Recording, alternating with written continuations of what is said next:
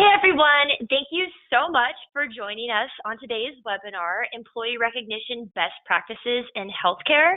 This event is being presented by HR Morning and sponsored by Achievers. My name is Brianna Harvey, and I'll be your moderator for today's event. Just a few housekeeping items before we get started. If you have any questions during the presentation, please type them into the chat box in the control panel. We will be getting to them at the end. Also, please remember that recording this webinar is a violation of copyright. So, a quick agenda. After we go through a quick round of introductions to tell you who we are, we're going to contextualize the conversation by quickly covering a few data points about why employee engagement is highly relevant to healthcare now versus 10 years ago. Then we'll briefly touch upon how recognition should fit into a comprehensive employee engagement strategy and why it's important for HR leaders to distinguish between the various types of recognition programs. But we're going to spend a bulk of our time really digging into the best practices before we open it up for Q&A. A little bit about me. Again, my name is Bree Harvey. Sometimes I go by Brianna. I work at Achievers, which is an employee engagement and recognition platform. I've been working in our San Francisco office for almost 4 years, and I really handle a lot of our learning and development. So I have a super fun job because I get to speak about and think about fascinating topics like how to enhance the employee experience all day long. If you ever get stuck next to me at a happy hour, be careful because I will wax on and on about this stuff. I'm really excited for today's discussion because we are joined by two fabulous subject matter experts, Shruti and Lauren. Tell us a little bit about yourself. Shruti, you go first. Hi, everyone. My name is Shruti Sharma, and I am a Customer Success Manager at Achievers based out of Raleigh, North Carolina. So a large part of my portfolio consists of healthcare organizations, and I've seen a lot of commonalities across them. And I'm excited to really share some of those learnings and those insights with you today. I am really excited to have Lauren Brittingham from Bayhealth joining us today, too. Lauren, would you mind introducing yourself and sharing what your role is at Bayhealth? Sure. Good morning or afternoon. I'm Lauren Brittingham from Bayhealth Medical Center. I currently serve as the Director of Organizational Development. I've been with Bayhealth for 8 years, and I also have a very fun job of leading the organization's learning and development. My role is actually pretty new here, so I bring a lot of cutting edge employee engagement and leadership development tools, workshops, practices to the organization. And I had the opportunity of bringing our reward and recognition program through Achievers to Bayhealth. A little bit about my organization. Bayhealth is Central and Southern Delaware's largest healthcare system, and we currently have over 3,800 employees across 2 hospitals. We have multiple outpatient facilities, and we also have a freestanding emergency department. Our employee demographic is a true mix. We have all types of job duties: nurses, medical assistants, environmental services associates, food service workers, lab techs, security officers, of course, human resources, finance. We have a huge mix of different types of job roles at our organization, as well as a good mix of generations working at our organization. Our mission is to strengthen the health of our community one life at a time. Last year, we recorded over 94,000 emergency department visits. Over 18,000 patients were admitted to beds. We had over 2,200 births, and we provided over $49 million in unreimbursed care to patients, and we are very passionate about delivering on our mission. Our values. I love that, Lauren. Thanks. Oh, I'm sorry. I was just like so excited to pop in. I was going to say, I love that. and we couldn't be more thrilled to have you. Tell us more about your values. Yeah, our values are compassion, accountability, respect, integrity, and teamwork, and they are truly at the heart of everything we do here. They are the foundation of our organization. So they're not just the words written in our handbook or on our website, but they are living and breathing in the flow of the work all of our employees bring every day. Amazing. And one fun fact about Lauren is when I met her for the first time a few years ago at our customer conference, do you remember this? I was interviewing her for this testimonial video and I couldn't remember her name, and I was going around like, who has a customer that looks like Reese Witherspoon? There's like a woman that works at Bay Health. Look at her face. She's like Reese Witherspoon, doppelganger. Thank you. And also, it's true. Also, Bay Health is like our poster child of what can happen when a company employs our best practices. So we're so excited to get to your section. But first, I wanted to take a step back and contextualize our conversation because this is a particularly interesting time to be an HR practitioner within the healthcare industry. And not just because of all the challenges that come with trying to keep up with rapidly changing regulations and federal and state laws and tax reform, but because we're in this situation where we're experiencing a significant influx in demand for healthcare as the population continues to age and there's a rise in chronic conditions. But at the same time, the talent pool of healthcare workers is shrinking. And there's a startling amount of data out there from the US Bureau of Statistics and so on that tells the story that as a significant amount of our population retires, an alarming bulk of our medical professionals are going to be retiring with them. The Association of Colleges of Nursing last year reported there being a 3.1% increase in nursing programs, which isn't nearly sufficient to account for the volume of nurses who will be exiting en masse over the next decade. And insufficient staffing isn't just raising the stress level of healthcare recruiters, it's causing a lot of healthcare professionals to burn out, which naturally impacts patient experience, and it's actually driving some to leave the profession altogether. My stepsister being one of them.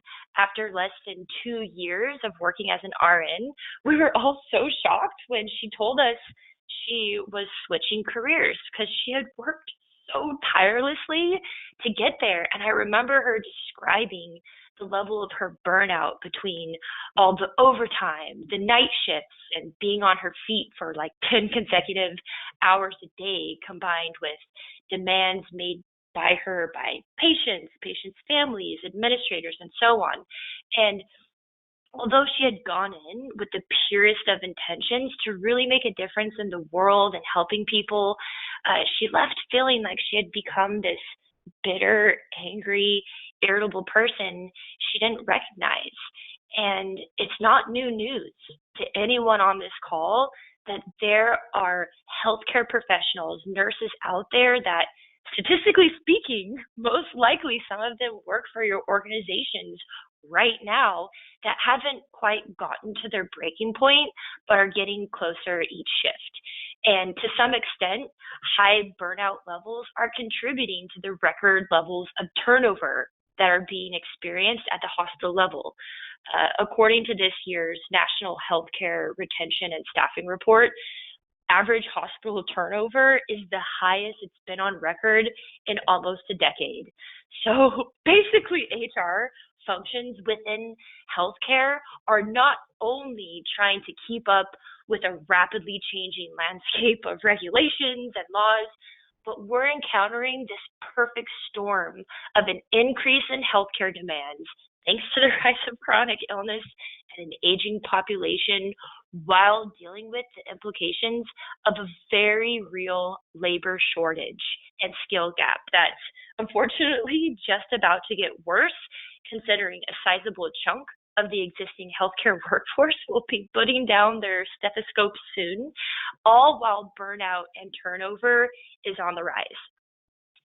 But hopefully listening to this doesn't make you feeling like my friend here who could use a little dental care love, because there's good news. There is so much opportunity to control the controllables, whether it's improving HCAHPS scores, reducing turnover or errors. Employee engagement has long been established as the wonder drug for improving KPIs within healthcare. The interesting thing about solving for employee engagement right now within healthcare is everyone has been trying to address it in earnest over the last 10 years. In fact, when you look at the goals of a lot of C-level executives outside of HR, they've connected the dots between employee engagement and business success. The issue is that when there's a bunch of companies trying to solve for a big, costly program or problem at the same time, ready to get their checkbooks out, it created conditions in the marketplace where it has become so oversaturated with vendors and solutions claiming that their way is the best way to impact the engagement crisis. Everything from pet insurance to comm systems to an upgraded, modern-looking HRIS interface. There's no shortage of voices in the market that declare their solution will solve your retention and engagement woes.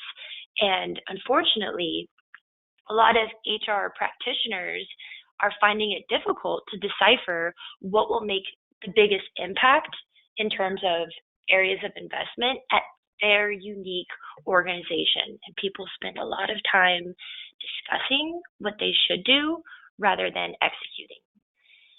However, if you actually take a step back and look at the overall prevailing thought leadership from Gallup to what the academics say to the analyst data, there's one thing all the findings have in common, and that's to stay competitive from a talent acquisition standpoint, to create an environment where people come to work and are intrinsically motivated to provide exceptional patient experience.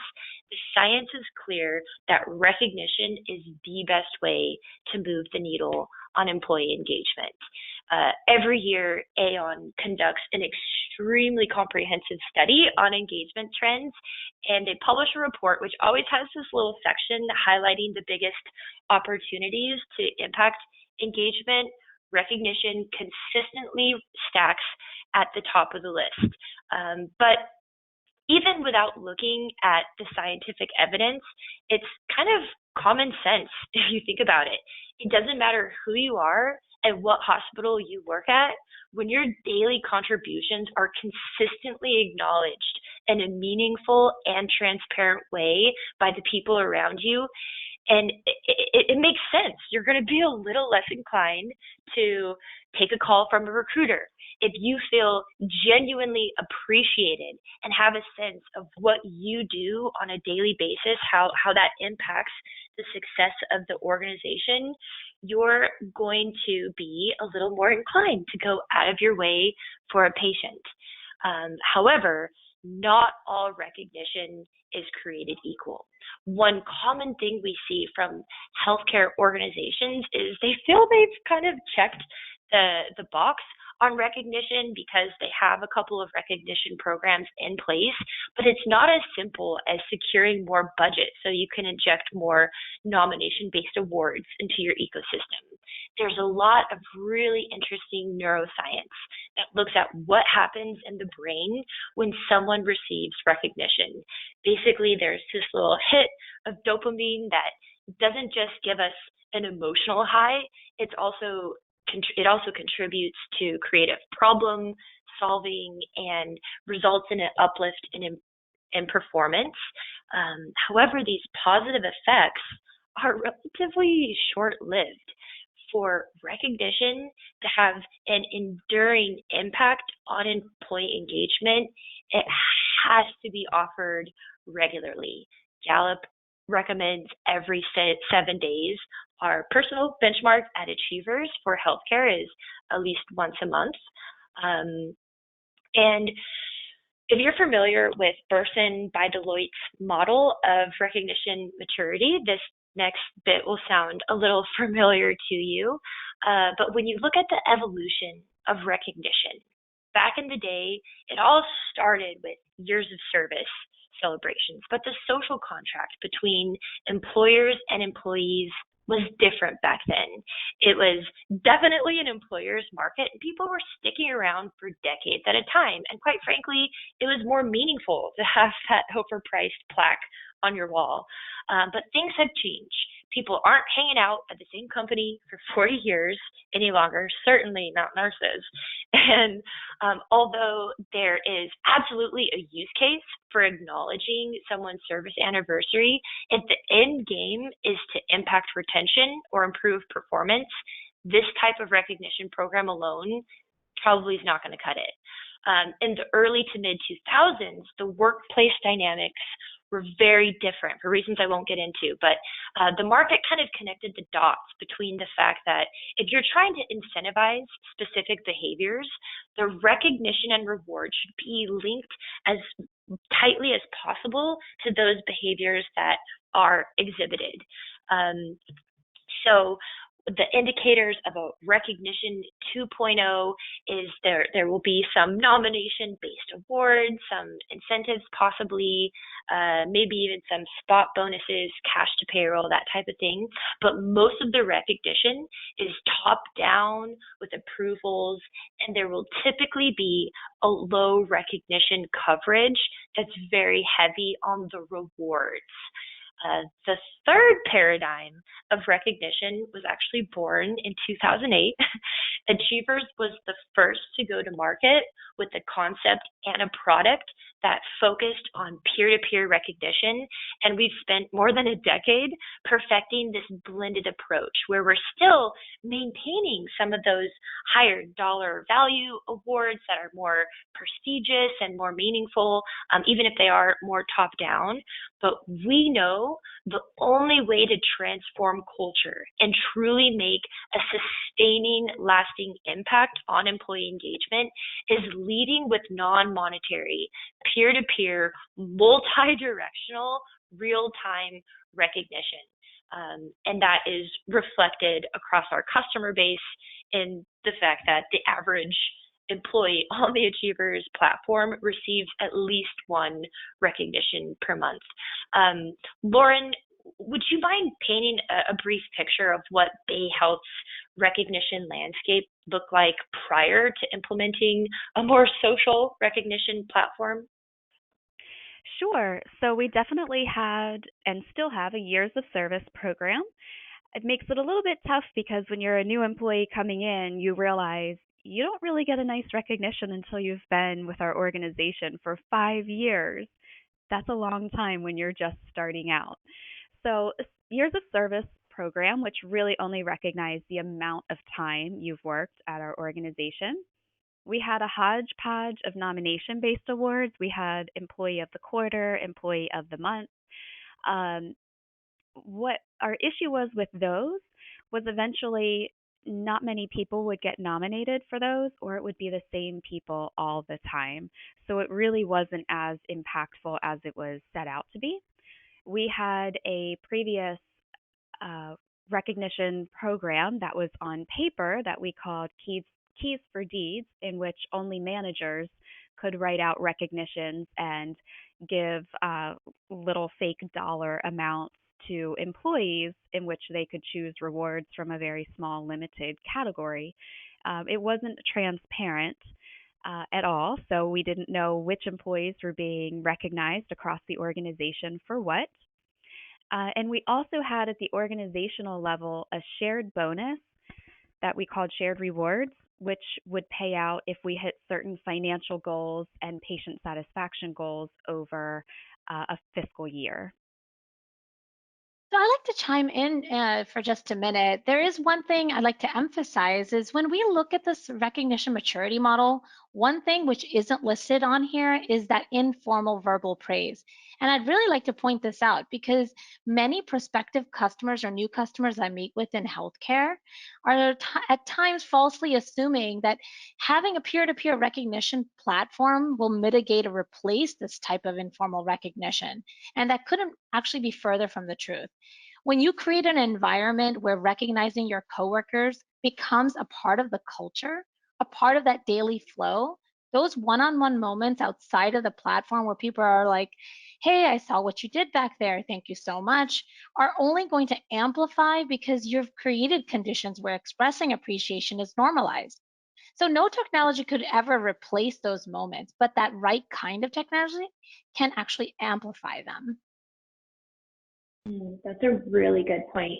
I'm glad you brought that up because I think that when you look at consumer behavior in general and some of the trends that happen with how we interact with technology in our personal lives, a lot of our customers or buyers will initially assume that, like, hey, if in-person communication decreases with the use of smartphones and Slack and IM messaging, the same thing might happen with a recognition platform, and we don't want to mitigate that in-person recognition. But like Shruti said, it couldn't be anything further from the truth.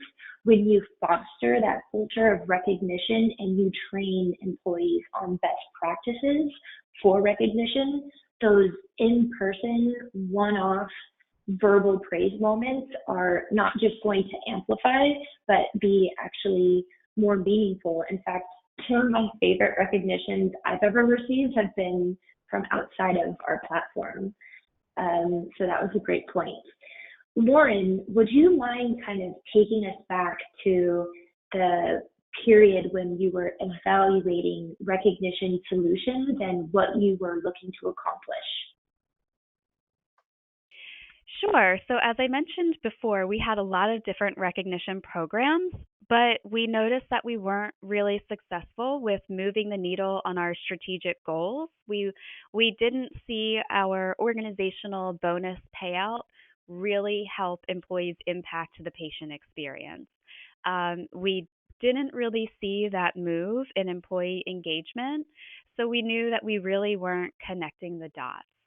We wanted to make sure we addressed inconsistencies in the employee experience and lack of transparency. I had mentioned with our previous recognition program, which we called Keys for Ds, we didn't know who was getting recognized because everything was on paper. There were different amounts, different point amounts managers could give out for recognitions, but staff noticed that, my manager only ever gives me 1 point, whereas in another department my manager gives me 5 points for just showing up to work. So there was a lot of inconsistency across the board, and we definitely wanted to address that. That that absolutely had a negative impact on employee engagement. We also wanted to make sure, from an operational perspective, that we consolidated all of the siloed recognition programs. We didn't have a good handle across the organization of what we really spent on reward and recognition programs. So we wanted to make sure we had a centralized location where we could manage all of the reward and recognition programs as best as we could. So we knew how impactful they were, but also how much money we were spending. And was the money we were spending, were we seeing it paying off in our in meeting our strategic goals? So And in a more broad sense, we just knew our program was stale. So we knew it was time to modernize our entire reward and recognition program. Speaking to millennials, myself as a millennial, I wasn't impressed with what we had coming into the organization. So I know that other millennials in the organization, we didn't really have a good marketing tool to say, here's how we reward and recognize your great work and what you bring to the table every day. So we really wanted to heighten the sense on that and speak to our great millennial generation that is coming in heavy waves to our workforce. Those are really great points, Lauren. And these are really common reasons that I hear in the market. And it's also worth pointing out that when you can really think about there being three types of pains that companies are looking to solve with recognition. First, you kind of have that department level pain, which is typically and unfortunately felt mostly by HR. And it has to do with that administrative burden mostly. And that comes with having disparate recognition programs, as you mentioned, across the business. Hard to track that spend and drive participation when you have those diverse recognition programs. The next two categories of pain, meaning business pain, such as that patient satisfaction, and that cultural pain, such as inconsistent employee experience, that can be also really difficult. And typically when I'm onboarding new customers, they come to me with some variation of all of the three that we've just talked about.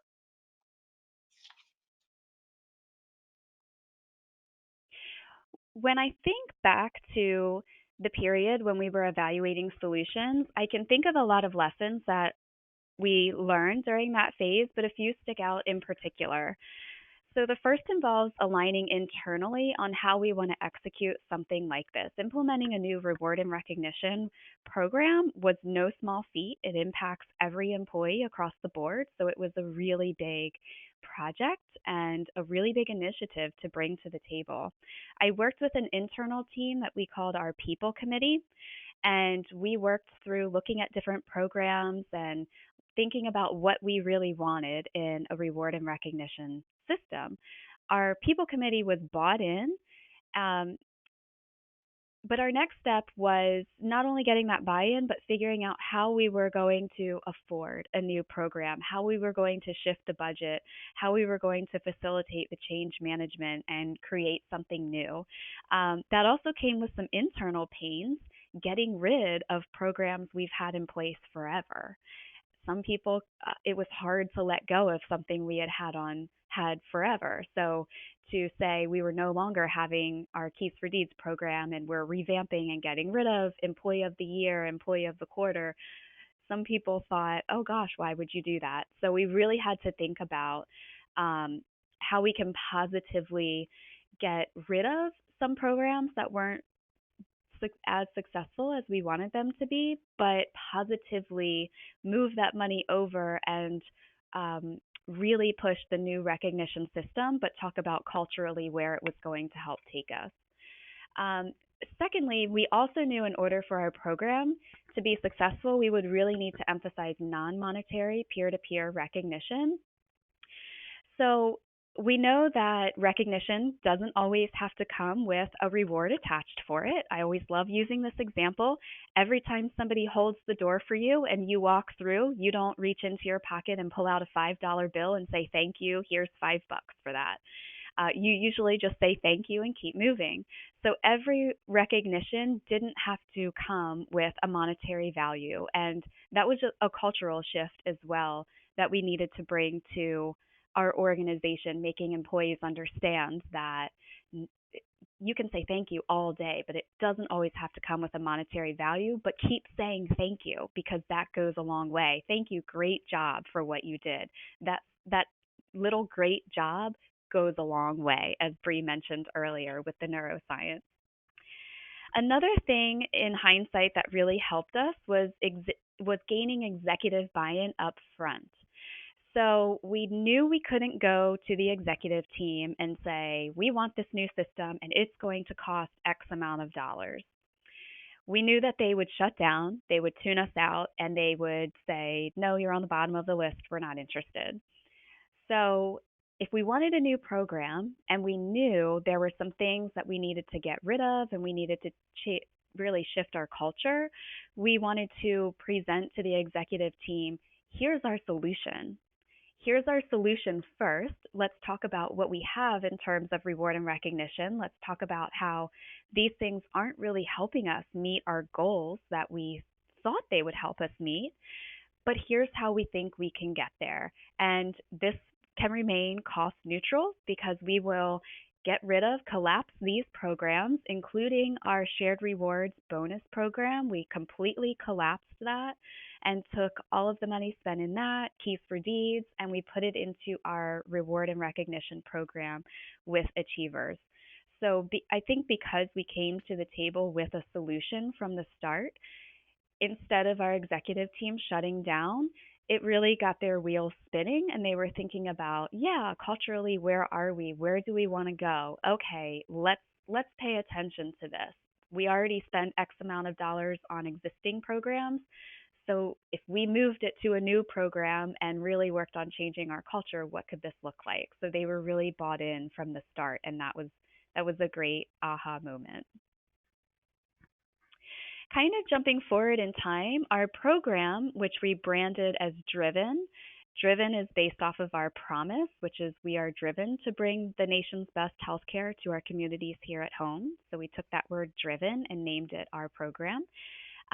So employees are driven to do the best every day. They're driven to reward and recognize each other. We've seen a lot of really great milestones.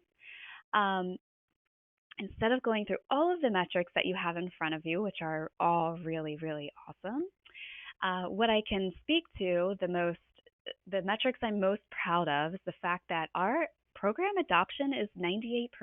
So 98% of our employees have actually logged in to the program. They've actually activated their account. If they've activated their account, that means they're more apt to go back in the program and use it. Of those 98% of our employee population, which again is 3,800 employees, 86% of those are monthly active users. So 86% of our employee population, or close to our whole population, is in the system and they're sending recognitions every month, which is absolutely amazing when I think about our mix of employee demographics. There is no excuse that anyone can't get into the program and send a recognition. Shruti, what comments do you have about some of the results we've seen? So I really have to point out that the average employee receiving 3 recognitions per month is absolutely incredible. It's truly speaking to how you all have, really worked hard on this program and seen the success in developing that culture of recognition across all of your employees. So really kudos to you. Is there anything else you wanted to add, Lauren? I think the biggest thing is this isn't a program that I have to spend hours on every week and manage it and do a lot of manual manipulation. It's a program that really manages itself. Employees are excited to use it. They're excited to have the opportunity to send recognitions, which they didn't have that opportunity before with our old program. So they like being able to have a bank of points that they can give to their peers for doing a great job. Our employees are the ones who run the program, not me. And that makes it so easy on my end to be able to carry the program forward instead of getting caught up in mundane day to day tasks. That's fantastic. Love it. All right, let's move on now to the best practices for recognition in healthcare number 1, all the stuff you all have been waiting for. So although it would be difficult to overstate the importance of having a strong launch, in fact, our customer data shows that where a program is at in terms of recognition activity and adoption at day 90 tends to predict the 3-year success of that program. And although Bay Health executed a stellar launch with lots of communication and marketing ahead of time, so people weren't just aware of the program, but were truly excited for it, they'll be the first to also agree that that's not the only first step. So as we all know, to have a successful FRESH program, there has to be consistent and ongoing communication and campaigns. Typically, I, as a customer success manager, recommend at least 4 employee-wide campaigns a year, perhaps a manager recognition challenge or Be a Hero campaign. Would you agree, Lauren? Is that something that has worked for you? I agree. One of our really successful campaigns was called Pay It Forward. So in 1 month of 1 year, I think it was December of 2017, we gave all of our employees an extra amount of points to award. And then we gave them the direction of, hey, it's pay it forward time. If someone recognizes you, tag your it. It's your turn to recognize someone else. Keep that chain going and don't break it. And if you spend all of your points to award in January, the following month, we will give you an extra amount of points to award so you can continue that pay it forward trend. And that was one of our most successful campaigns yet. We saw a lot of recognitions, meaningful recognitions. And when we looked on our stats side, we saw a huge increase in amount of recognitions sent and received that month. So That's a definitely. great results there. Excellent. Best practices, number 2, so frontline manager accountability. So one of the most important pillars of any successful recognition program is that front manager involvement. So we believe that frontline managers hold the keys to your business. First, we are uniquely focused on at Achievers is the people analytics piece. So we can provide insights that help our customers make more informed decisions about their people strategy on an ongoing basis. Across our customer base of 2 million plus users, when we map managers sent recognition activity to performance data or compare managers sent activity to turnover data or patient satisfaction scores, we know there's an extremely strong correlation. According to many of the accounts that we see, 2 of the top reasons people leave a job is because they don't feel appreciated or they didn't like their manager. People leave managers and not necessarily companies. And although no technology can, completely and miraculously turn bad managers into engaging ones, providing managers with a tool for them to quickly and easily recognize their team while being able to track their progress is extremely powerful first step that anyone can take. Lauren, I would really love to hear from you some of the cool things Bay Health has done to foster manager accountability.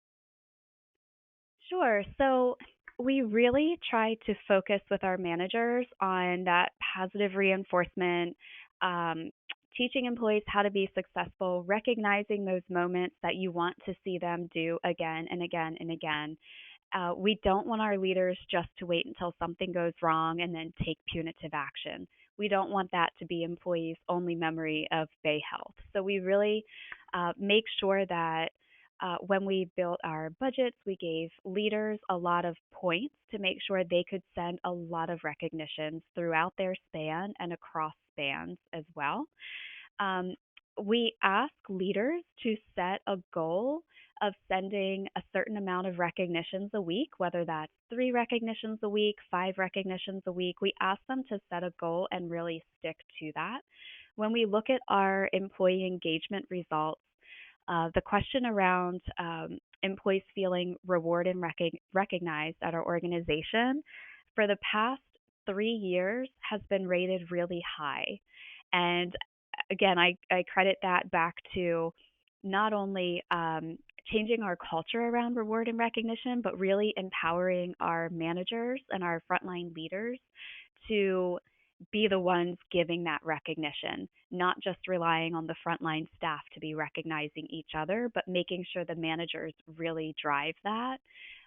So it shows employees that my manager appreciates me. They appreciate what I bring to the table. They saw what I did, and it was a positive impact. Okay, I'm going to do that again and again and again.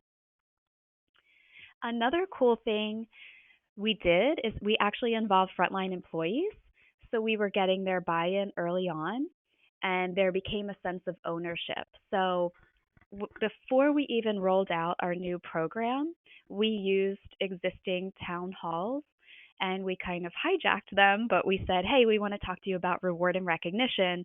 You all have known our landscape for so long, but we want to bring something new to the table. So we used we use those town halls to kind of get a pulse of the population, the employee population, and we showed them here's what the Achievers company can bring to us in terms of a recognition program. What do you think? And we got their buy in and we asked them from the start, would you be okay if we got rid of our organizational bonus, our shared rewards, and instead invested it in a reward and recognition program that would give you the opportunity to earn more based on your own individual contributions. Getting that buy-in from the start really helped to make our launch successful because employees weren't saying, nobody asked me my opinion about this, I don't want to do this, I liked the old way. They knew it was coming. We asked their opinion. We went with what a majority of our organization was telling us, which was yes, let's do a refresh, let's do something new. I mentioned briefly, I worked with a people committee, which was about 12 or 15 frontline employees to implement the system. I asked our people committee um, to take back to their teams what we were working on in terms of implementing a new reward and recognition system. So I wanted our people committee to talk to their teams and their coworkers about it to get the word out and to spread the word. So when we launched our program and ever since then, again, our frontline employees and our leaders as well, they've been driving the organization, but I really credit that to getting a lot of frontline employee involvement up front. Really good points there, Lauren. Thank you. Best practices for recognition healthcare in healthcare number 4. So drive adoption through mobile. So reality is for healthcare workers is that they're offline, many of them, rushing from patient to patient under stressful conditions, as Bree had talked about earlier. And if you don't have a consumer grade, really intuitive mobile offering as part of your adoption strategy, you could be behind in times. Many of you, I'm sure, have read up on or at least picked up on the sense that consumerism that's invaded the collective mindsets of employees, and of course, with the changing generation. Now, although some of my healthcare customers aren't always early adopters of new technologies, employees expect to be given tools to do their job that mirror the types of applications they use in their personal lives. So one thing I do with all of my customers is to monitor and track how mobile usage is month over month. And if it's low in a particular employee population, we'll run a campaign or send out a communication or some kind of initiative to help gain that adoption around mobile again. Lauren, can you tell us a little bit about how you've used mobile at Bay Health? Sure. So I would say that having a mobile app that was intuitive, didn't require any training, remains to be important to us because although we have a lot of millennials emerging into our workforce, we also have a lot of very tenured employees who may not be the quickest at picking up certain technologies. So we wanted to make sure the mobile app was easy for people to use and it was something that they could look and definitely figure out on their own. Um, if you're sitting here thinking this would never work for us, a full disclaimer, embracing the mobile app was a bit of a culture change for us. Traditionally, we have directed employees to not have their cell phones out. Don't walk through the hallways with your cell phone. Have that face to face connection. The patient is always your priority.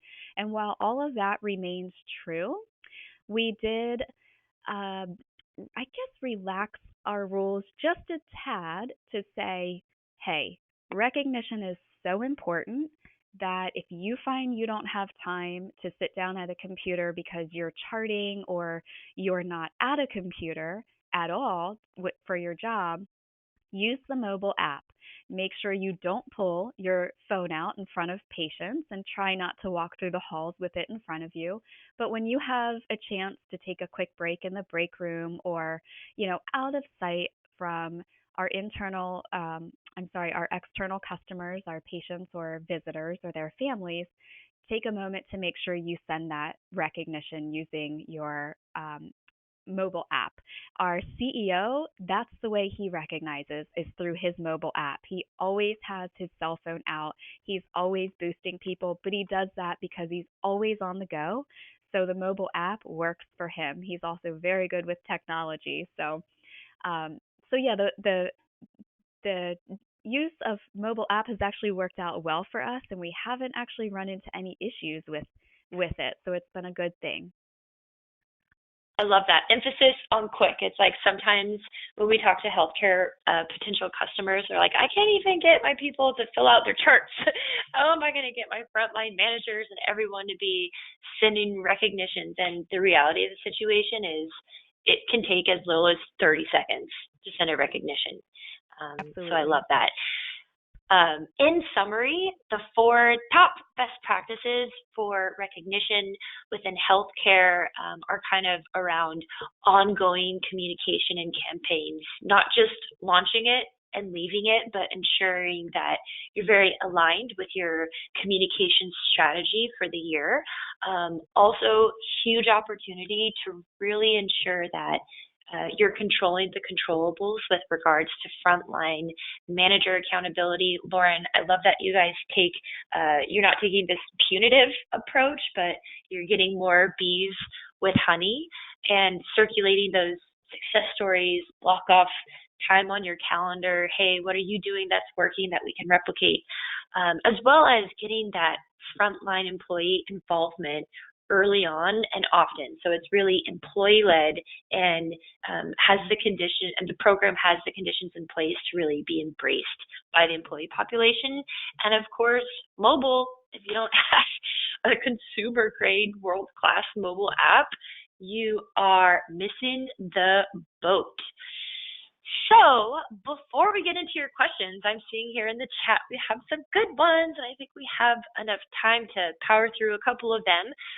Just in summary, what we kind of explored today is why employee engagement is so relevant in healthcare now versus than ever before, and how recognition fits into an overarching employee engagement strategy, and why all recognition programs are not created equal. Then we heard from BayHealth's top lessons learned when they were kind of in that evaluation stage of figuring out what they wanted to do with their recognition strategy, and the 4 best practices for recognition in healthcare. Questions. This is my favorite part. Lauren, girl, you're on the hot seat. You have a couple of questions here. I'm going to ask you first. Lauren, you average 3 recognitions per employee per month. Our employees are lucky if they receive one a year. That's like pretty typical.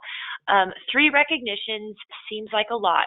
Do you think having so much recognition devalues it? I love that question. That's a good one. What do you think? Absolutely not. So keep in mind, not all of our recognitions are monetary. In fact, about 15% are non monetary. And all of our recognitions are tied to our core values.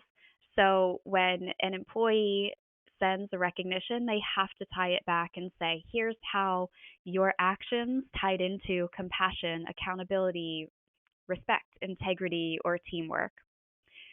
So that helps to really make it meaningful. If the recognitions were just, thank you, thanks, you're great, high five, that would be one thing. But when your recognitions are meaningful and they're tied back to the values, I definitely wouldn't say that having so many recognitions devalues the purpose of it.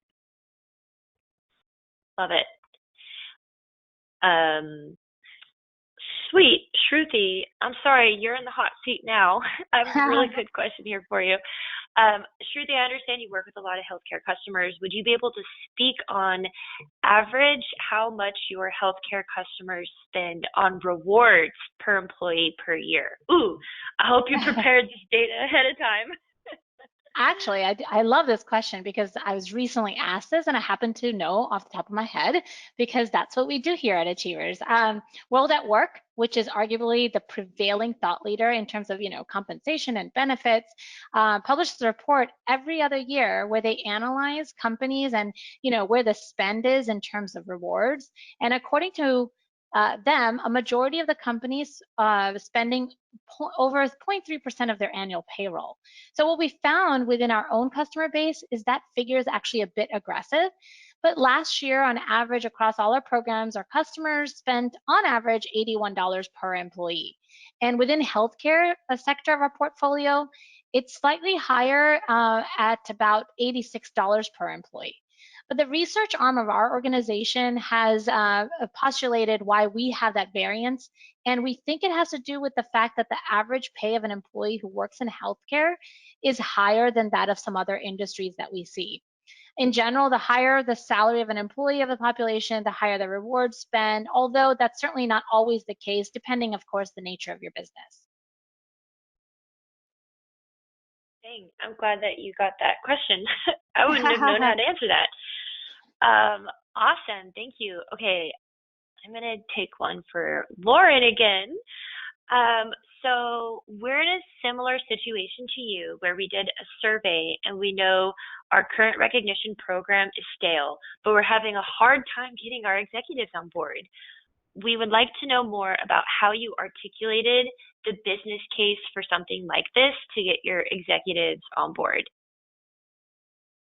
Sure. So when we first pitched to our executives, we really put it out there that, we're all aware that our current program wasn't working. It wasn't getting us the results that we want. And we're really talking about our previous recognition program and then also our shared rewards bonus payout. It wasn't, we were meeting financial goals, but we weren't hitting those patient satisfaction targets by recognizing all employees across the board for the exact same thing instead of that individual recognition. So our conversation was really geared towards, okay, the overall recognizing across the organization approach isn't really working for us. Let's take the individual recognition. We want to make sure we're recognizing for the individual behaviors people bring to the table every day because we want to set the example for the others who maybe aren't living up to some of our values or doing the best that they can every day. So when we really focused on what our goal was, not just that we wanted a fun new program, but when we really focused on what our goals were to really drive our organizational metrics and tied it back to employees need um, consistent, ongoing recognition, not just being recognized one time a year with a bonus, that helped to keep the conversation moving forward. So it really kind of became a no brainer. There wasn't much convincing we needed to do after that. The executive team was very on board when we took that direction. Someone wrote in the chat, lucky. Yes, you are lucky. Amazing. Thank you so much. We have time for one more question, and this is just a free-for-all. How often do employees recognize each other and gamify the program? Shruti or Lauren, do you have any input on reciprocal recognition, people just recognizing their friends for no reason? Oh. So a couple of these situations have been brought to my attention in which I've asked the manager to go back and say to the employee, this reward and recognition system is really put in place to make sure that we are driving culture and behavioral change and to make sure we're recognizing um, people for work that they do that we want to see over and over again. Oh, and by the way, the newsfeed is public.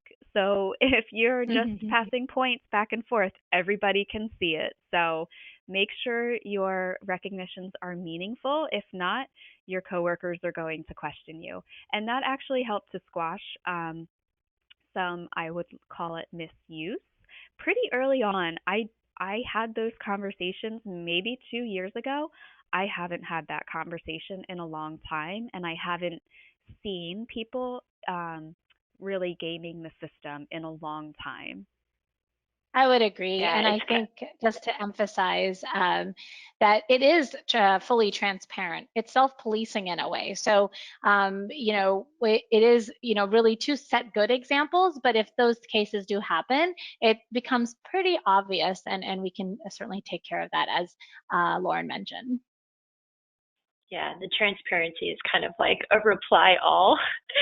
And That's out right. of the thousands and thousands and thousands of recognitions that Bay Health has experienced across their platform, just having a few in the beginning is a kind of testimony to how powerful it is to have that highly transparent element.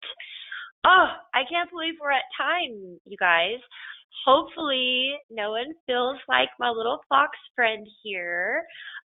But I really want to thank everyone, especially Lauren